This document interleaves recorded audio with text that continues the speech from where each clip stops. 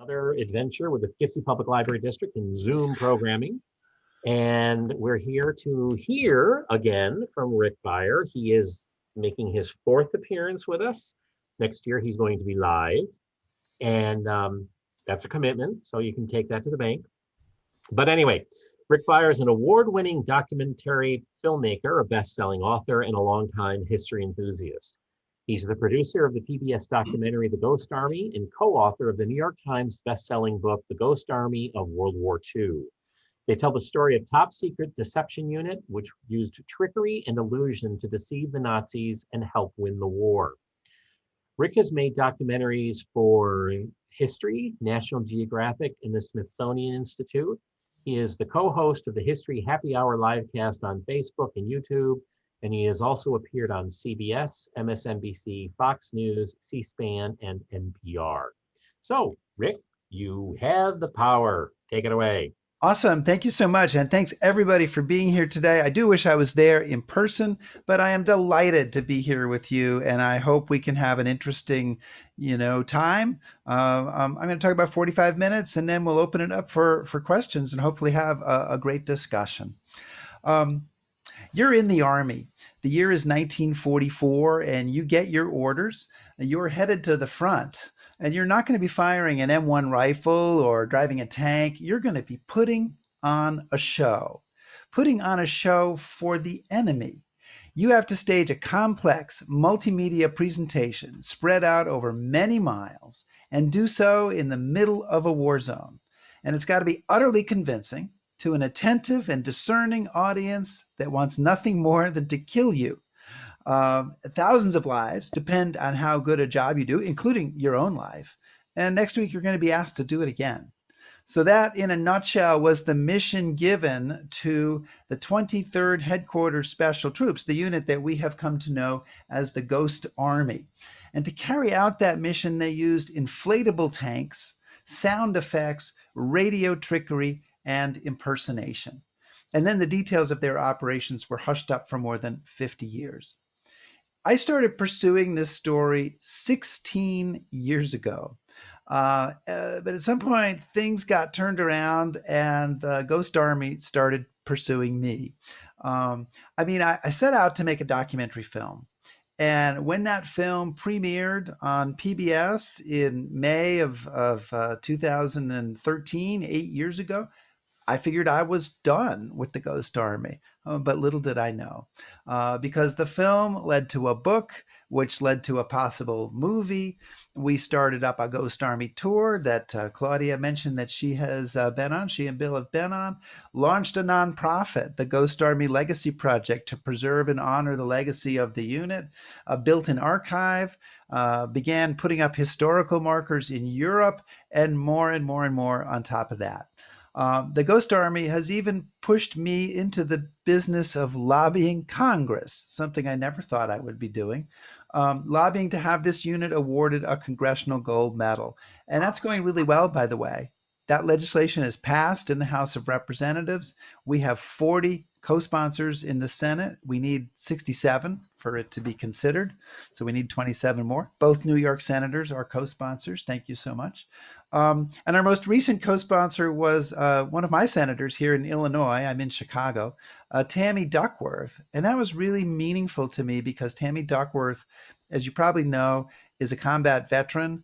She was a helicopter pilot in Iraq. She was shot down by a rocket-propelled grenade. She lost both her legs. So to have somebody who is a wounded combat veteran who's been in the absolute worst of it, recognize the value and importance of honoring these soldiers in World War II, I think it really, really says a lot.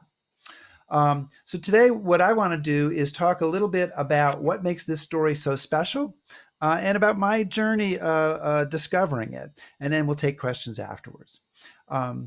Let's start with some history. A number of years ago, I was having a conversation with a young man who worked for me. I was still in advertising at that point before I discovered my true calling as a history storyteller. And I was quizzing him on his knowledge of a certain historical event. And he said to me these terrible, terrible words. I'm not really into history. Well, if you know me, you would know that those are fighting words, fighting words. And here's what I said. Well, given that history is everything that ever happened, given that it's the hopes and dreams and triumphs and tragedies of every soul who has ever walked the planet, given that it is filled with ambition, greed, sex, intrigue, folly, and humor, what part of that, Ray, are you not into? So Ray doesn't work for me anymore. I guess for obvious reasons. We are still friends on Facebook because this was a long time ago. I am into history. As Michael Crichton famously wrote, if you don't know history, you don't know anything. You're like a leaf that doesn't know it's part of the tree.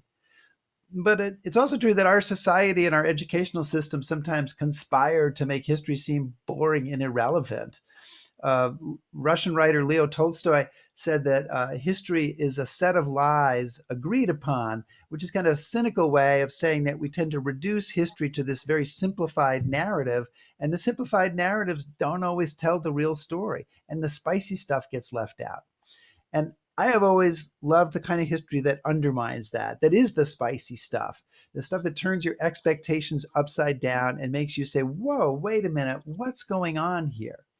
And that love of history led me to write a series of books called The Greatest Stories Never Told, with that kind of story in it. I hope you have them all in the library, Tom. There's 5 of them if you check. I always thought after I wrote that that was going to be my great claim to fame in this lifetime, was writing that book series. And then along came the Ghost Army. So we've now reached the part in the presentation, the very dangerous part where I am going to try to share the screen. So hang on and let's see how this works. I'm going to push the button. We already have sound sharing and my presentation should come up. And whoa, lo and behold, there it is. I first discovered the Ghost Army story on Wednesday, January 29th, 2005 at 8:29 a.m. I can pinpoint that because I got an email from a friend of mine, Mark Tomizawa. I thought he might join us on this Zoom because he lives in Poughkeepsie now, but I don't know if he's here. But he had sent me an email. We were former business partners and still in touch, as we are still in touch now. And he had met a woman whose uncle had been in this strange World War II unit, and he really wanted to tell me about it, and she wanted to meet with me, and she thought somebody should make a documentary film about this, and she was very excited. And so I agreed to meet with Mark and Martha, the woman in question, at a Starbucks in Lexington, Massachusetts, where I lived at the time.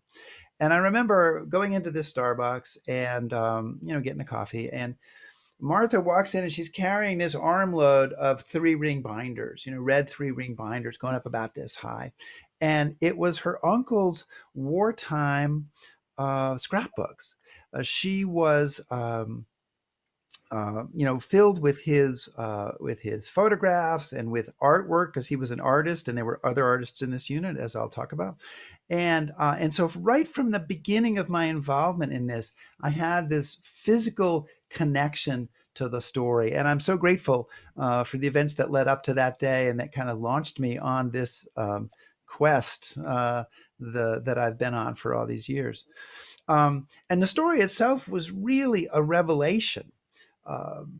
I thought I was pretty well read in World War II, and I had never heard of this. I'd certainly heard of the famous D-Day deception, trying to fool the Germans about where the D-Day landings would take place.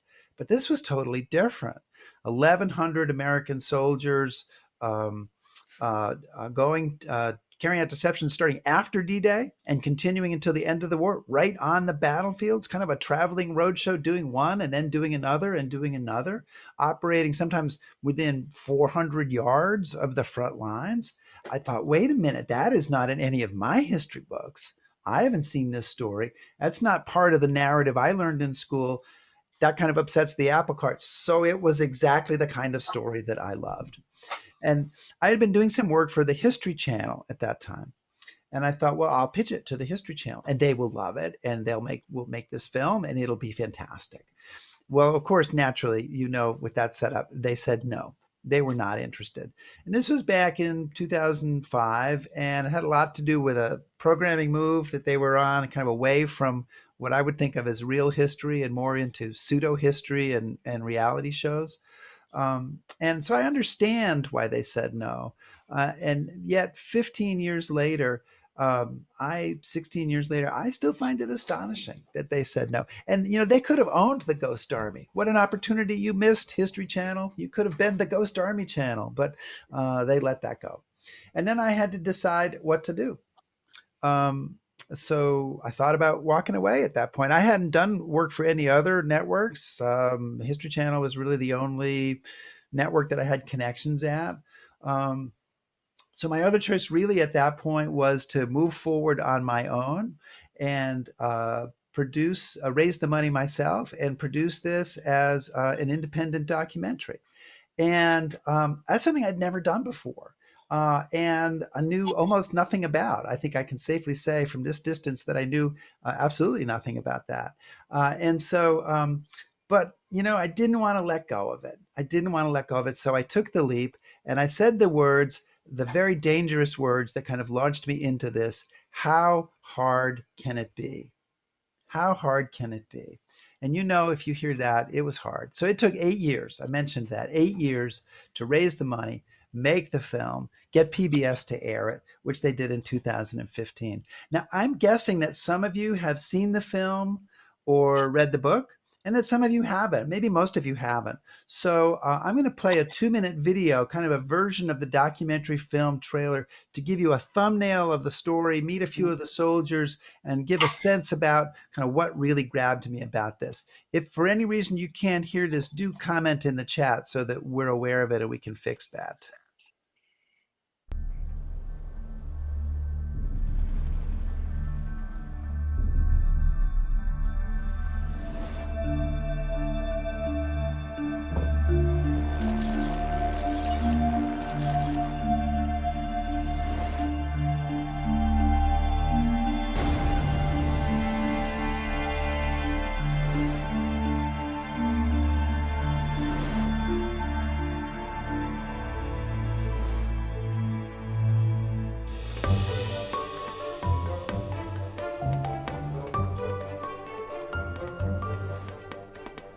It was a little bundle of stuff, all compressed before you opened the bundle, spread the nozzles around, and inflated it. The artillery piece was good, but that M4 tank, that was the beauty. That was a piece of work.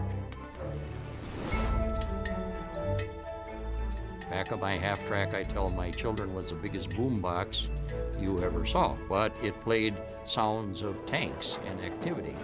They had the recordings of building a pontoon bridge or any type of bridge, and you could hear them hammering away and swearing. And we were turned loose in town. Go to the pub, order some omelets, and talk loose.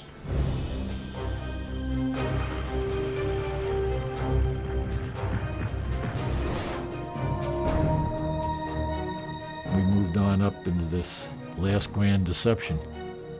And there was nothing between us but our hopes and prayers that separated us from the Panzer Division. They're 300 yards, they're 200 yards, and suddenly you realize that's the enemy.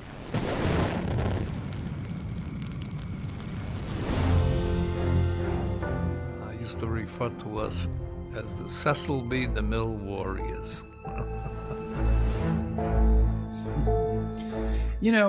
One of the things that when I see that film, that I have almost the same feeling I had the first time I kind of encountered the story, which is this feeling of, wow, this is just cool. And maybe you have this feeling too. This is cool. This is weird.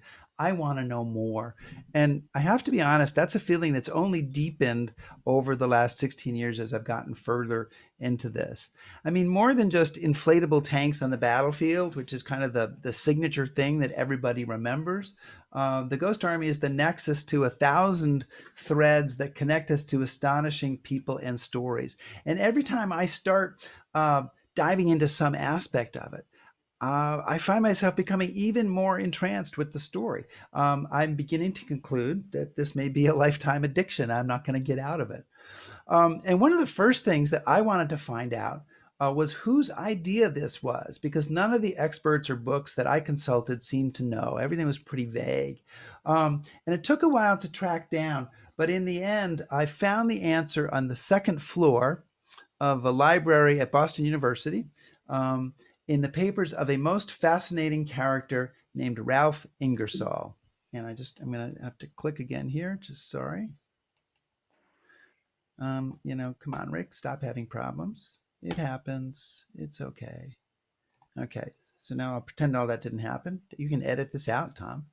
A most fascinating character named Ralph Ingersoll. And Ralph Ingersoll, before the war, was a flamboyant, left-wing celebrity author and journalist described by the New York Times as a prodigiously energetic egotist. He was the publisher of Fortune. He was the general manager of Time.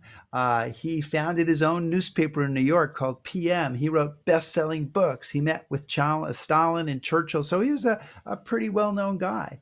And then came the war, and a complex set of circumstances lead to the situation in 1943 that Major Ingersoll is a staff officer working on plans in deception. Can I give you a sense of Ralph Ingersoll? A fellow officer once said, "I've never met anyone who was such a bright guy, who was such a goddamn liar." Okay, so that maybe gives you a little sense of him. His stepdaughter, Pat Schur, who I had the great pleasure to meet, told me that he had a huge personality, believed he knew everything, and could convince you of anything. So what a great pedigree for a deception officer. Anyway, that's Ralph Ingersoll. He's kind of a crazy cat. And he is working for a guy who is the exact opposite there in London, Billy Harris, Colonel Billy Harris. And he's a straight arrow, West Point military guy. His brother was a general. His father was a general. Billy later became a general. And I kind of think that under normal circumstances, these two guys might never even have had a cup of coffee. But thrown together by war, they formed this amazingly productive partnership. And Ingersoll was the wild pie-in-the-sky idea guy. Hey, let's do this. And Harris was the feet on the ground. Whoa, let's pull it back. Let's make it work guy. And together, inspired by the deceptions that the British had been doing in North Africa, they came up with the idea of the Ghost Army to give the Americans every advantage they could after the D-Day landings. Now, all of this information is laid out in an unpublished manuscript that's there in the library at Boston University. And I still remember the chills I got, sitting there at a library table, going through a box, going through these papers. There were all these different drafts of the manuscript. They were all confused in a different order, and discovering this stuff that nobody else had really pieced together. Nobody else had kind of told the story on. And that was so great. It is, in fact, I think, as much excitement as you can have in a library without a serious infraction of library rules. And we don't want any infractions of library rules today.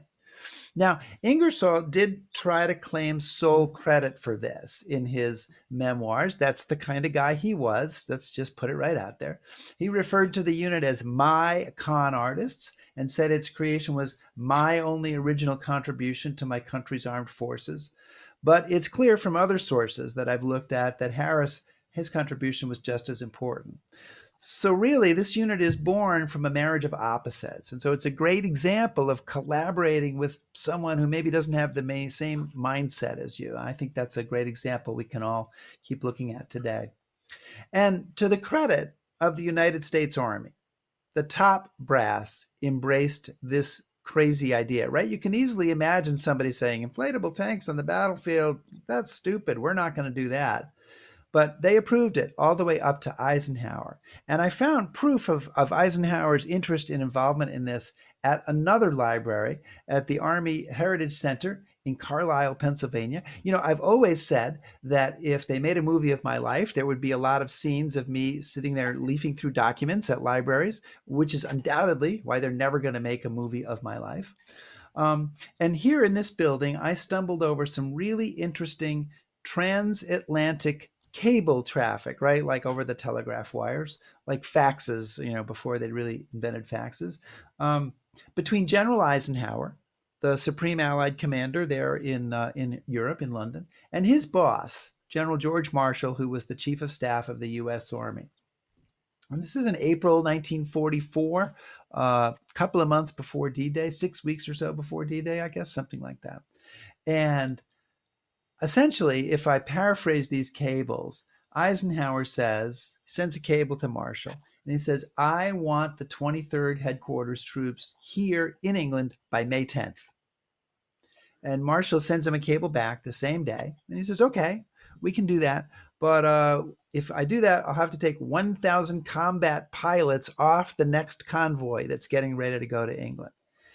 And Eisenhower cables back, again, same day. And he says, well, okay, no, I want the 1,000 combat pilots, but this is really important. So without fail, the 23rd has to be on the next convoy. And I think it's a revealing story. You know, Eisenhower wants this unit. It's not a crazy idea to him. It's an asset that he can put to use in France once we're on the ground there and fighting. And so it's important to Eisenhower to get it there. You know, in addition to researching details of the story like this, I have also spent a lot of time trying to explore the concepts of deception to understand and interpret how the Ghost Army carried out those 21 plus deception missions that they did in Europe. Because look, it's not just a simple matter of we're going to inflate some tanks and we're going to put them in a field and play some sounds and it's going to be great. It's more like you have to kind of really think about what you're doing. You have to have a sort of a sophisticated thinking into the concepts of what you're doing. I'm having a little trouble with my visuals, but we'll just power through it and move forward. There we go. So for each deception, you have to first decide what we want the enemy to do. That's the goal, right? How are we going to manipulate the enemy into doing something or not doing something that kind of follows the dictates of what we want? And then you have to come up with a fake story that's likely to push the enemy in that direction, and then use all of your means of deception to sell that fake story. And one thing that reminds me of is magic, magicians. And I don't think that's such a big leap. I mean, the Ghost Army created battlefield illusions that made divisions magically appear where there weren't any divisions, right? And I talked to, not long ago, with a magician named Shane Miller, who lives in the UK, who has studied the Ghost Army. And he said flat out, to me, the Ghost Army were magicians. And I mean, first of all, fundamental to what the Ghost Army does is misdirection, right? We're trying to make the enemy think that we're here when really we're over here. So we're trying to get them to look in this direction when we do a trick with this hand. Very much like a magician. But Shane offered some really fascinating insights into other techniques that he spotted when he kind of dived into Ghost Army missions. And just one of them I'll share with you today, which I really was quite taken with, he called showing without showing. And it relies on this maxim: the strongest lies we tell are the lies we tell ourselves. But I'm going to let Shane tell you about it.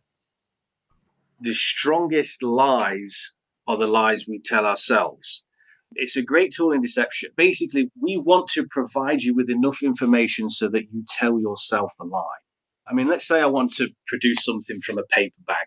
I've devised a way of hiding an object in this bag so you can't see it until I want you to. But I need you to understand that the bag is empty.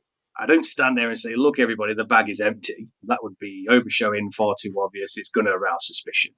So as I speak, I casually allow you to glimpse the inside of the bag and discover for yourself that it's empty. This arouses no suspicion whatsoever. So we're planting the seeds effectively and allowing them to be interpreted in a way that benefits us. The Ghost Army used that same technique. So the Ghost Army used it in this way. I mean, you don't want to give the enemy all the information on a silver platter. You don't want to send out a radio message that says, this is the 6th Army and we're about to attack. You offer bits and pieces, clues, and you're depending on the enemy to put them together. You're employing psychology there. If they think they have discovered something for themselves, they will believe it all the more strongly. And, this story is an illustration of, to me, again, what's interesting about the Ghost Army. You start out, you're with inflatable tanks on the battlefield, and suddenly you're taking a deep dive into human psychology. I mean, there's just so many ways that this story, so many ways you can grab onto it, so many things that are interesting about it. I left out one of the interesting things in this story from that trailer that I showed you. In fact, I did it on purpose. I was practicing deception, a little misdirection of my own. The unit that handled the visual deception in the Ghost Army, the inflatable tanks and trucks and all the stuff that they did, was called the 603rd Camouflage Engineers. And my friend Claudia, who's here tonight, her dad, John Borders, was in that unit, the 603rd. And this unit had in it a lot of artists. They actually recruited artists to be in this unit to do camouflage initially. About half the men in the unit, about 150 were artists recruited for their art skills. So when the Ghost Army goes to France, you have 150 artists headed to Europe on this mission. And they literally, once they get in France, they get in Normandy and then across Europe, they are painting and sketching their way across Europe. And it's not part of their job. It's what they're doing in their spare time. They are painting each other. They're painting bombed out churches. They are painting orphan children. I mean, all sorts of amazing stuff. And I mean, there are thousands of these paintings. They are sketches. They are spread out all over the country. They're not all in one place, but they're really amazing. And some of the artists went on to become quite famous. So you have Bill Blass, the fashion designer. He was in the 603rd. This is a caricature of him done by his friend Jack Macy, who said that Bill read Vogue in his foxhole, which is hard to imagine, but he did say it. And I would also say that I talked to a bunch of guys who knew Bill Blass, and they said basically that smile you see in the caricature or you see in the photos never came off. He was one of the most positive people they'd ever met. And I guess proof of that, interestingly, is how many people have photographs of Bill Blass at their wedding. How many Ghost Army soldiers invited Bill Blass to their wedding, and he came. So that he obviously was very close with a lot of these guys. And somebody else who was in the unit who went on to earn great fame is Ellsworth Kelly, kind of from your neck of the woods, right? I think Spencertown's not too far away if my geography isn't terribly off. I mean, look, from Chicago, all of New York looks kind of close together. And but this is some of Ellsworth Kelly's wartime work here, very different from his later minimalist work that earned him a great fame and the stuff that's in all the different museums. And of course, you have a bunch of other artists who are in the unit who are documenting their journey across Europe. And from the very beginning, I felt like art was an important part of this story. And I have to tell you that from the very beginning, it caused me a lot of trouble. Because people said to me when I talked to consultants or other filmmakers or networks about this film, they said, well, you've got two stories here. You have an art story and you have a war story, and your film should really only have one story. So basically pick one or get rid of the art story. A History Channel executive producer told me that men will not watch a World War II movie with art in it. I can tell you that that's factually incorrect now, but I didn't have the knowledge to know it was factually incorrect, 12 years ago when someone said it to me. And it gave me trouble in fundraising too. We had to raise the money for this film and seeking grants, and the arts funders thought it had too much history, and the history funders thought it had too much art. So it kind of stuck in the middle there. So I could have gotten rid of the art, I suppose, but I really wasn't willing to do that. I recently came across an oral history with a famous Hollywood screenwriter, Walter Bernstein, who died earlier this year at age 101. He wrote the movie The Front with Woody Allen and many other famous movies. I wrote an article about him for the Dartmouth Alumni Magazine. And he was offering advice to young filmmakers in this oral history. You will be tested, he said. What is your bottom line? How much will you compromise? And what will you compromise? If you're not clear about that, you lose that, then you have lost yourself. Well, this was the thing I wasn't willing to compromise. because I just thought it was an important part of the story. And I grappled for years with how to kind of make it work in the documentary. And eventually a very talented film editor named John Neuberger worked with me, and we kind of made it work in the documentary and licked that problem. And I think I love the way that it complexifies the story, right? We're not leaving out the spicy stuff. We're including it and putting it in. And it's about the irrepressible human spirit. It's about creativity in the harshest of circumstances. And I think, honestly, on reflection, that if I had gotten rid of the art and just made this kind of straight ahead World War II military deception story, that would have been a catastrophic decision, that it would just be much less rich as a documentary and the book as well. So maybe as I go along here, hopefully as I go along here, you're starting to see why I consider this one of the richest pieces of narrative material I have ever come across. I mean, no other story I've run into has so many facets or can take you in so many different directions. It's World War II, it's technology, it's art, it's performance, it's psychology, it's humor, it's tragedy, it's so many things. And our nonprofit that we founded a few years ago, the Ghost Army Legacy Project, website is ghostarmy.org. I'll try to remember to put that up at the end. It's often a fail, but so that's why I'm mentioning it now. We're currently working on a project to create a bio for every soldier who was in the Ghost Army, which is 1,100 plus people. So that's a lot. We have 200 or so far. And you can find them on that website, ghostarmy.org, if you work through there. And through the talented young soldiers that served in the unit, the Ghost Army connects to all sorts of things. I mean, we've discovered amazing stuff, thousands of things. And I made a list. I didn't get all thousands of things. I stopped at about 10. But here's a list of like the first interesting things that the Ghost Army is connected to that just sort of randomly popped into my head. And I'm not going to read everything on the list. I'm going to let you do that. But Tom, if you're still listening and watching, I want to be tested on this. I don't know if people can put up in the chat and ask me to explain one of these things, what the connection is, or maybe you can challenge me here on one of these to see if I know what the connection is. Hopefully, I do. I would go with Jack Kerouac. Jack Kerouac, absolutely. Jack Kerouac, it turns out, was good friends after the war with a Ghost Army soldier named Allen Wood Thomas. And Allen Wood Thomas was an artist, so he has a number of paintings of Jack Kerouac. And Jack Kerouac dated one of his models. So boom, Jack Kerouac, 1 degree of separation from the Ghost Army. You got another one? You know, we can't stop at 1. I mean, come on. We can do 2 or 3. Well, I can even do The Sound of Music. Oh, let's do the Seattle Space Needle. Oh, one of the Ghost Army soldiers, James Jackson, was on the design team that created the Seattle Space Needle. And I'll give you a few others. A Ghost Army soldier, George Nardiello, designed outfits for Marilyn Monroe. Another soldier, Gil Seltzer, designed the big addition on the 92nd Street Y. And I put Law and Order and Sam Waterston in here. That's a mistake. That should only be in there once. But Sam Waterston, the actor, his uncle, Heath Atkinson, a painter, was in the Ghost Army. So, I mean, we have, I can't tell you, the more I explore the story, it's like we find things that we never expected to find. And one of the things that really keeps it fresh for me as we go along is the reactions of people, that people really love the discoveries that they make when we talk about this story. We have so many different audiences who get turned on to the Ghost Army and are fascinated by it.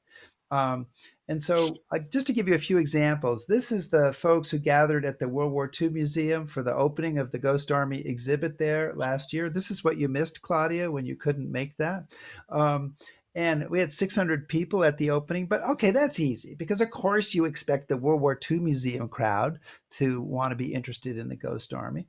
But then this is part of an audience of 1,500 school children in Edgar, Wisconsin. And I got to tell you, they loved the Ghost Army as well. They were quite fascinated by it and very enthusiastic. So was the FBI when I spoke at the FBI. And the Secret Service, when I spoke to the Secret Service about this unit, I could tell you about that, but I'd have to kill you. And they were quite engaged by the story. And all sorts of audiences. I spoke to a book club 2 nights ago. It's 12 women here in the Chicago area.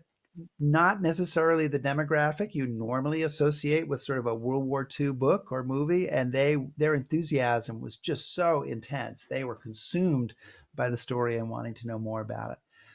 And I can't help myself. I'm going to keep going a little farther here. This is an 8-year-old named Dylan, and Dylan actually convinced his family, pressured his parents to drive him several hours from Connecticut to Lexington, Mass, where I lived at the time, so he could interview me for a school project on the Ghost Army. And I don't know if you can see the book. The Ghost Army book is under his arm, and I got to tell you, he had read that whole thing because it was quite clear in his questions. And he's got a paper in there, which is all the questions that he wanted to ask about. And so Dylan was fascinated with the story, but then another person fascinated with it was Julie Bentz. And Julie Bentz is a major general, a 3-star general, actually, I should say, at the Defense Threat Reduction Agency, which is the secretest place I know. It's in near Fort Belvoir, and I mean, if you have to have somebody follow you to the bathroom if you go to the bathroom. So that was pretty crazy. But she was fascinated by it too. So the range of people that are interested is truly inspiring. And one more that I kind of threw in here and added in because it really has impressed me lately is this young boy. Caleb Sinwell is 13 years old, and he lives on a hog farm in Iowa, and he did a National History Day project on the Ghost Army, which ended up winning the gold medal in the National History Day finals a few weeks ago. And Caleb has become so excited about the Ghost Army that he has joined our effort to lobby for the Ghost Army to get a congressional gold medal. And he has personally convinced 2 senators to co-sponsor the bill. I mean, he did that all by himself. And so I'm amazed by that, and just amazed by the great responses of people to this story. And that is really something that keeps me going. This project has afforded an opportunity to get very up close with history, close enough to touch. And that's been a great gift to me. And it begins with the veterans. I was lucky enough to hear about the story from the mouths of the soldiers who served in the unit, and including these 2 on the screen here, Gil Seltzer on the left and Jack McGlynn on the right. He's kind of covered up on my screen. I don't know if you can see him. And I interviewed more than 20 veterans of the unit, and their stories take you right into the moment. Jack McGlynn, who's on the right here, he told me a great story from around the time of the Battle of the Bulge. They were impersonating the 90th Infantry Division. And as part of their special effects, they had a convoy of trucks with 90th Infantry Division markings kind of moving one way when the real 90th Division's moving the other way. And in case any German spies were left behind, they would see that. And Jack is leading this convoy of trucks, and by some mix-up, they end up stopping at a military police checkpoint with MPs from the real 90th Division. And MPs come up to Jack and they say, well, what's the password? And he says, I don't know the password. And the guy says, well, what's last month's password? And he says, I don't know last month's password. Now, this is just at the time when the Germans have been infiltrating American lines dressed in American uniforms. Everybody's on high alert. And now this MP thinks he's found one of these German infiltrators, and he's going to question him. You've seen this in movies, I'm sure, where he questions him, asks him about, who won the 1943 World Series or something. But what he says to Jack is he says, well, where are you from? And Jack says, Boston. And he says, yeah, Boston's a big place. Where? And Jack says, Medford, which is a town right outside of Boston. And then the guy just absolutely shocked him. He said, oh, yeah? Well, what's the name of the school on Harvard Street? 2 million people in the European theater of operations from the United States, and he'd run into somebody else from Medford. So he said that knowing the name of the school on Harvard Street, that's what saved his life that day. But you hear stories like this, and it really just brings you so close. It brings you into it in such a visceral way. And this is an image of that thing where they led convoys of trucks with certain markings on them to fool an enemy spy that might be looking out the window. And this was painted by another Ghost Army soldier named Arthur Shilstone. And he told me one of my favorite Ghost Army stories. And if you've ever seen me speak about the Ghost Army, you've probably heard it. And now you're going to hear it again. But if you haven't heard me speak, then it's going to be a great news story. But Arthur, it was one of the first times that they were setting up inflatable tanks in France. And when they did this, of course, they put a security perimeter around so that no prying eyes can get inside. But somehow a couple of Frenchmen on bicycles got through the security perimeter. And now Arthur, my friend Arthur Shilstone, the painter, he's a private. He's got to kind of shoo them away and get them out of here. And as he tells the story, he said, well, they weren't looking at me. They were looking over my shoulder. And what they thought they saw was 4 GIs lifting a 40-ton Sherman tank and turning it around. And they were looking at me, said Arthur, and they were looking for answers. And finally I said, the Americans are very strong. So as I say, all of these stories, not just the funny stories, but the tragic stories, the serious stories, they add a color to the history. And that's why it's so important to preserve them. We have donated all of the interviews from the documentary to the National World War II Museum, along with transcripts of them. We want them to be preserved. We want that material and other material that we gathered in our archive that we've also donated to the World War II Museum to be preserved for future generations. And another way that I've been able to get close to the Ghost Army story is by finding and visiting the exact spots where they were in action. There's a certain magic to being in the room where it happened, to quote from the musical Hamilton. To trying to get there, it can take some history detective work, but it's very, very rewarding. And I have used the research that I've done on the ground to create a Ghost Army tour. And we actually start in England and we follow the route of the Ghost Army all the way through Germany. And we're doing the next one a year from now. It's not happening this year because of COVID. But you can find out more by contacting Stephen Ambrose Historical Tours. And one of the stops on this tour is a little town named Trevier. It's a few miles behind Omaha Beach, maybe 3 or 4 miles. And it's one of the first places the Ghost Army bivouacked. And there's a little segment of the documentary film that's about that, and I want to play it for you. A few miles from the Ghost Army's first bivouac was the Normandy village of Trevier. The artists were drawn to a bombed-out church off the town square.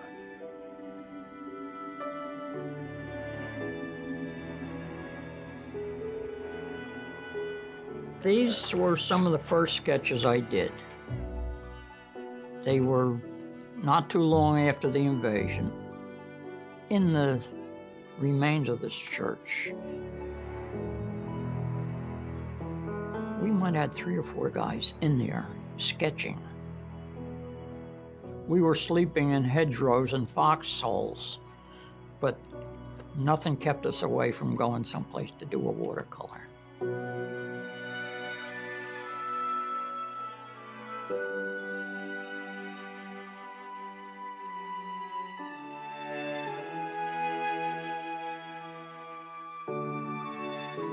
I was not the only soldier with a sketchbook. I'd have sketched whether I was the only soldier or not, but to be quite honest with you, I think it helped keep me in balance. I think it kept my sanity. So in the ruins of this church, the soldiers encountered some of the children from the town. And here's a soldier named John Hapgood, and he and others painted some of the children who were kind of hanging out in the church, kind of gawking at the American soldiers in this bombed out church. And one of the children that John Hapgood painted was a boy named Paul Grevet. And here's the painting that he did of Paul Grevet. And when we went to Trevier, for the first time in 2014. And Claudia, I think you were on that trip.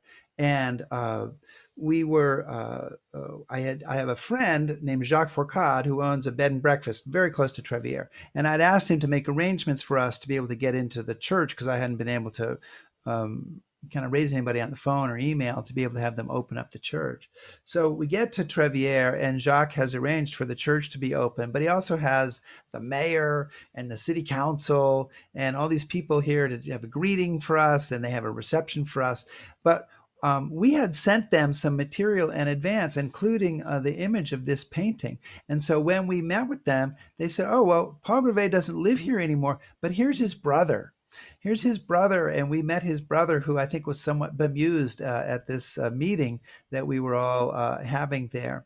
And the next time that we went to Trevier, we had made a contact through the family. And so the next time we went to Trevier, Paul Greve came and joined us, and we got to meet the little boy in the painting, which was just, so amazingly exciting to do. And Paul Greve said he wanted to give me a gift because I'd already mailed him a copy of the painting. So he had that, and he wanted to give me a gift. And he said, I'm a Norman guy. I live in Normandy, but I'm giving you a gift that comes all the way from America. And I was like, okay. I don't know what that would be, but let's find out.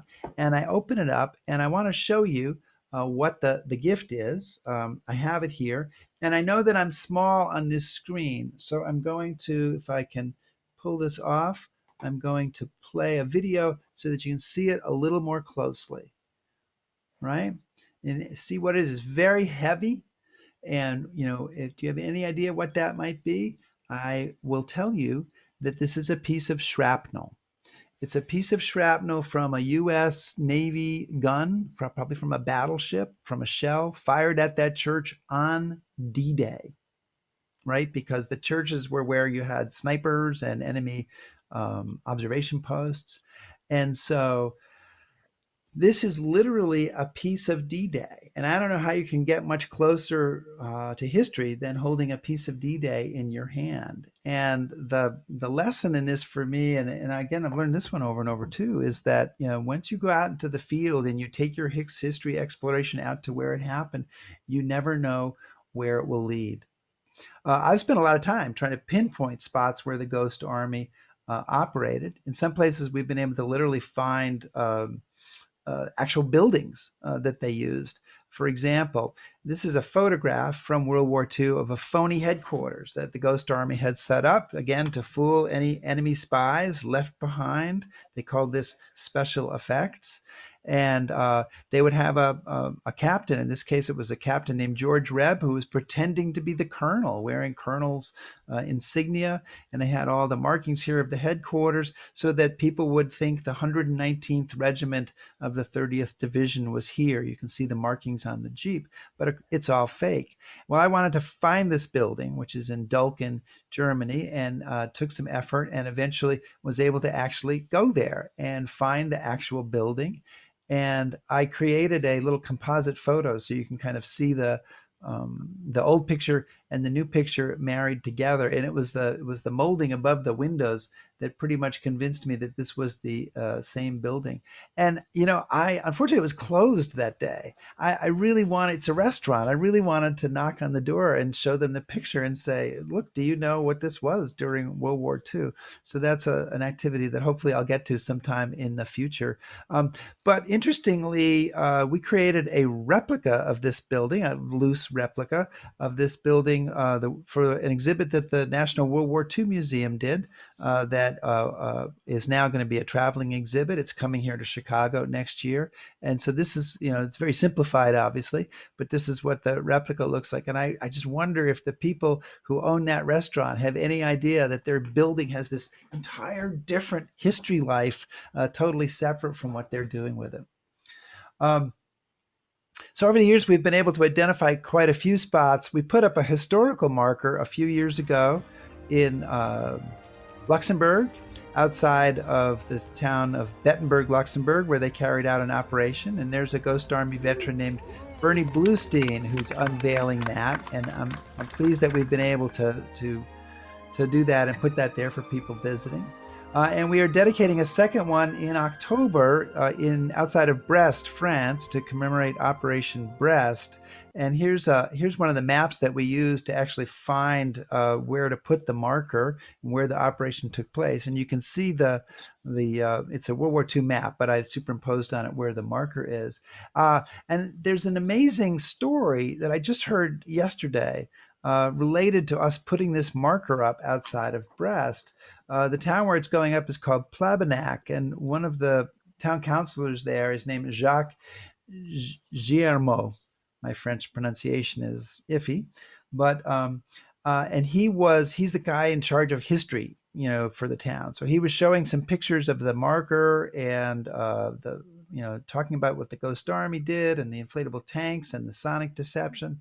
And there was apparently a guy sitting in the back of the room, 87 years old, comes to these meetings, hardly ever says anything at all to anybody. And suddenly he was really excited. And he said, that's what it was. When he was 10 years old in August 1944, he and his father in their house, they were hunkered down. They heard all these sounds of tanks and trucks moving by. And they just like, what the heck is going on? And they waited till morning to kind of come out and see, and didn't see anything. And he'd wondered, for these 75 years, whatever it is, 77 years, what was that? That was so strange. And he's like, now I know what it was. Well, I mean, again, how exciting to discover that. So I'm definitely hoping to meet him in October. Once you head out in the field, you never know what you're going to find. I have a little bit more to go, but I'm going to stop sharing here for the moment if I can figure out how to do that again. Push that button. Oh, there it is. Stop share. So that should do. And I'll come back here. And so I just want to tell you about one more thing, which is it's a question I often get. And people say, this should be a movie. And they've been saying that to me from the very earliest days that I've worked on this project. This should be a movie. You should talk to Steven Spielberg or Tom Hanks. And over the years, I have actually fielded dozens of calls and emails from producers, directors, screenwriters, agents, people interested in making this a movie. None of them have ever been Steven Spielberg or Tom Hanks, sadly. In 2015, I got a call from a producer named Andrew Lazar, producer of the movie American Sniper, 10 Things I Hate About You, Space Cowboy, so big time guy. And he used a phrase when I talked to him on the phone that I've never forgotten. He said, I can't imagine a world in which I don't want to make this movie. So that was a pretty, I always say, maybe he says that to everybody, but, I certainly fell in love right away. So he ended up optioning the book to make a movie about. And the deal was picked up by Universal Studios, and Bradley Cooper was involved for a while, and eventually Ben Affleck was involved. My wife and I actually went out to meet with Ben Affleck a couple of years ago. It all looked like it was about to happen, and everything was go, go, go. And but it's Hollywood, and it fell apart, probably for budget reasons. They never exactly tell you why it falls apart. But it seemed to fall apart for budget reasons. And so the movie has kind of gone back to square one, and we're waiting to see what happens. But what I find really interesting in this is I did some research and discovered that this is not the first time somebody has tried to make a movie about the Ghost Army. In fact, it's about the fourth time. And the first one is maybe the most interesting and perplexing to me, because it took place in the 1960s when this is all still classified, when people aren't talking about it. In 1964, it was reported that Universal was going to make a movie called Instant Army with Cary Grant and Tony Curtis. And a screenplay of this was written. And I was able to track down one lonely copy of that screenplay at the Norland Library at the University of Colorado. And it was written by Max Schulman. You may not know his name, but he created the character Dobie Gillis, who I'm sure is familiar to those of us of a certain age. It's Bob Denver's gig before Gilligan's Island. And I'm reading, I had to go out there to read the script. They wouldn't email it to me or send me a copy. I couldn't make a copy or take pictures. But it was very clear. It said right in it, it was about the 23rd Headquarters Special Troops. I have no idea how they even found out about it, since it was secret. But then there were all sorts of newspapers articles about this movie, Instant Army, and how it was going to get made. And it kind of went through different stuff for a couple of years. And finally, in 1967, there was an article saying, in September 1967, saying the movie was going to be made, start shooting before the end of the year. And that's the last thing I've found, the last reference to that movie that I found. So it just kind of disappeared without a trace. And look, there's 1,000 ways a movie can die. A production executive gets fired, a similar movie tanks, many other ways that a movie cannot happen.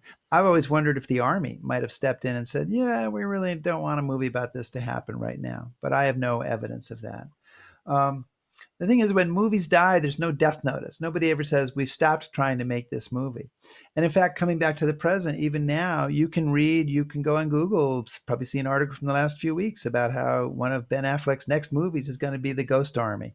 And sadly, that's like zombie news, right? It's dead news walking. It's not really going to happen. But I hope someday it does happen, because it is an amazing story. It's one that I've been really honored to have the opportunity to talk about, and I am honored to have been here today to have the opportunity to talk about, and to talk a little bit about my own journey with it. So thanks for putting up with that, and thank you for being here.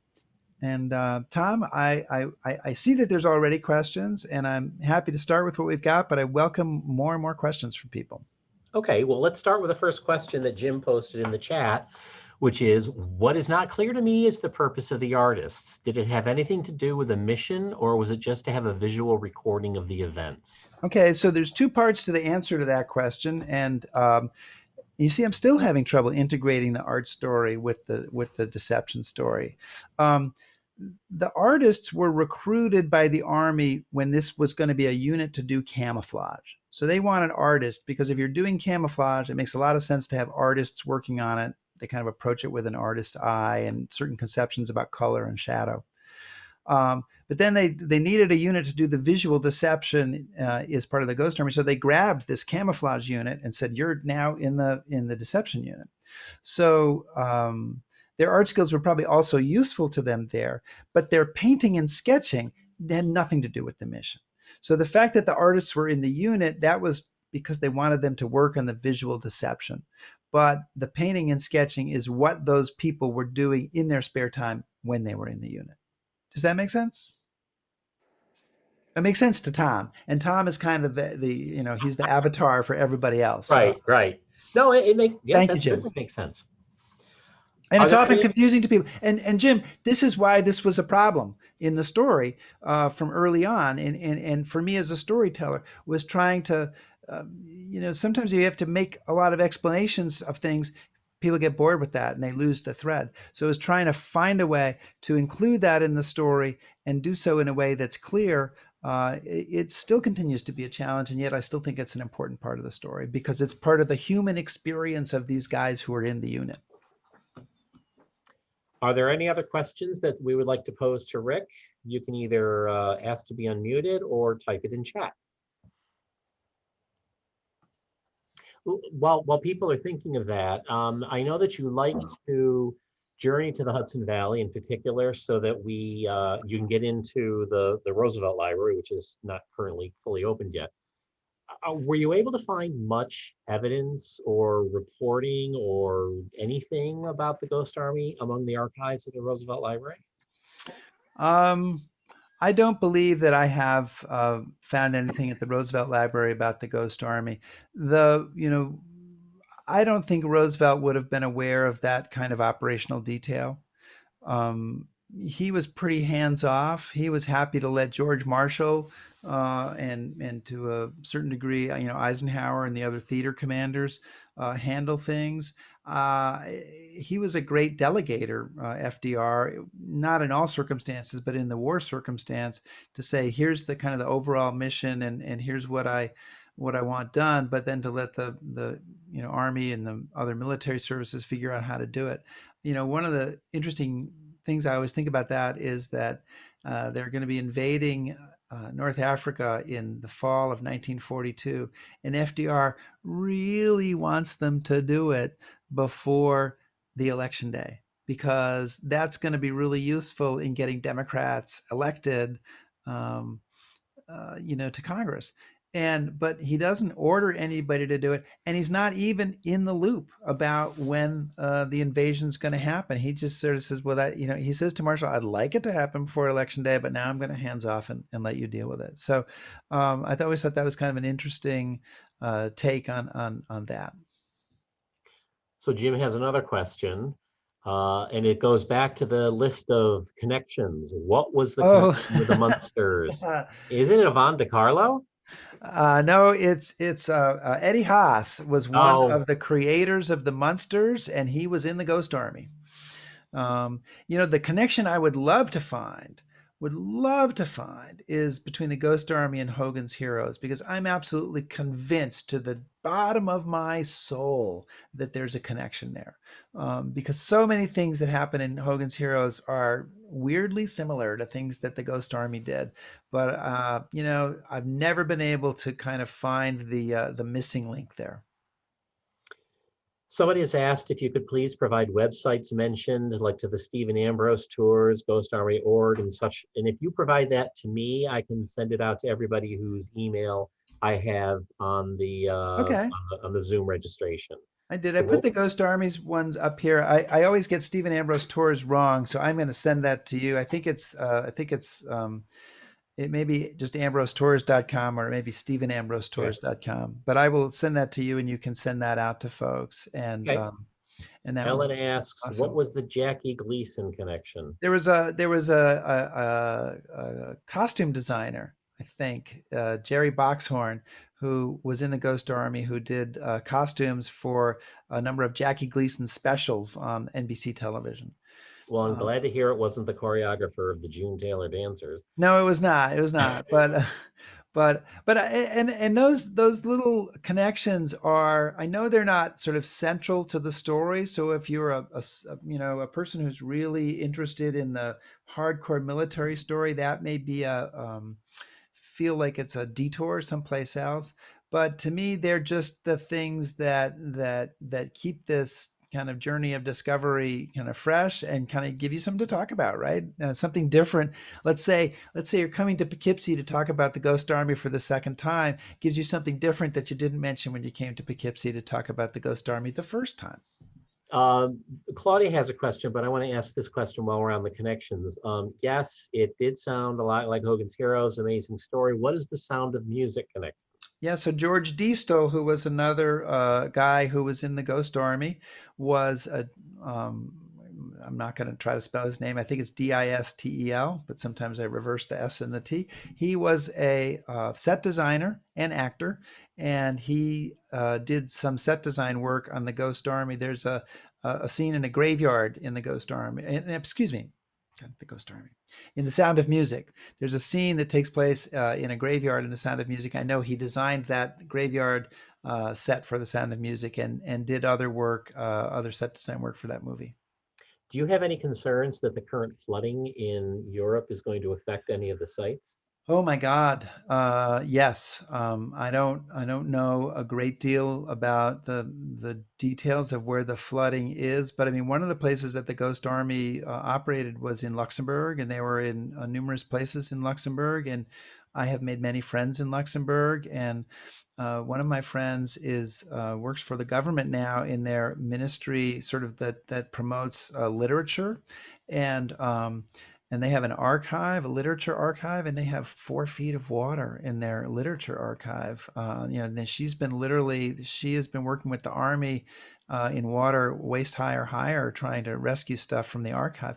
And so I am very concerned. I mean, I don't know exactly like what the damage is in, the Ghost Army was in Echternach, which is right along the Moselle River. And that's a concern there. They did a big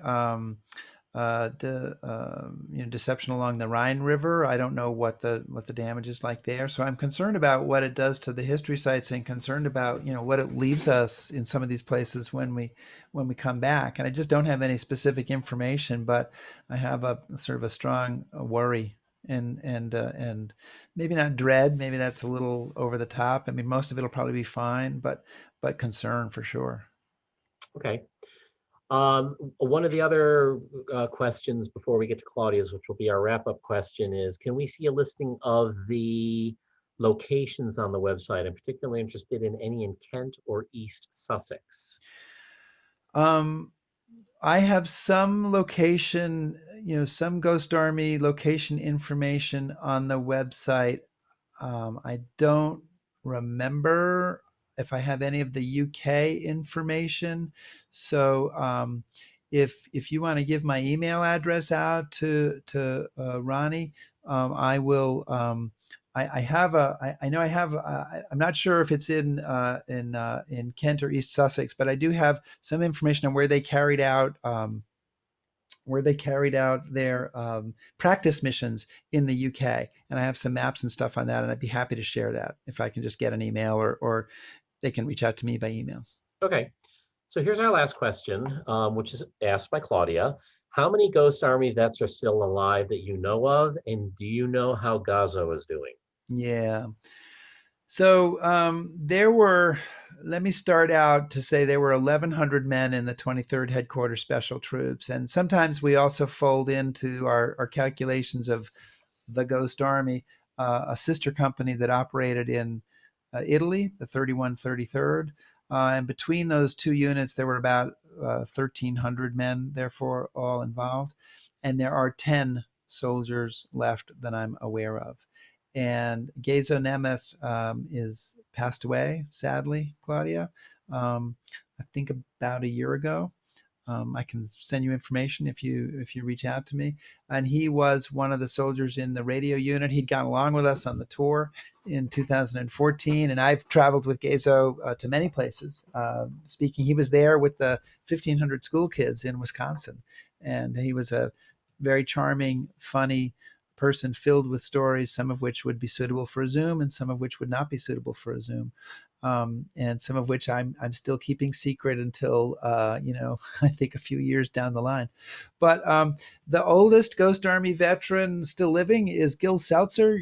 Gil is 106 years old. He's the guy who designed the big addition to the 92nd Street Y. He's an architect. He practiced. He still continued to work up until a couple of years ago. There's another soldier who's 102, I think, Stanley Nance in Utah. And, the youngest person is probably 96 years old. So that's why we're working so hard to get them awarded this Congressional Gold Medal while some of them are still here. And anybody who's interested in lobbying that or reaching out to a senator on that, you can find information about it on our website at ghostarmy.org.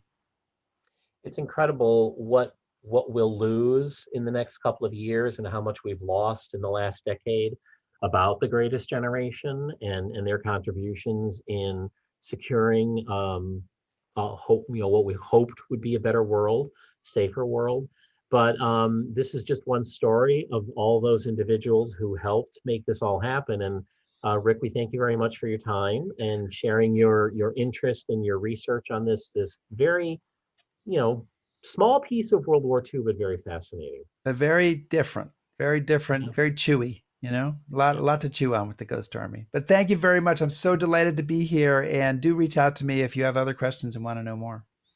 Thank you very much. Thank you, everybody.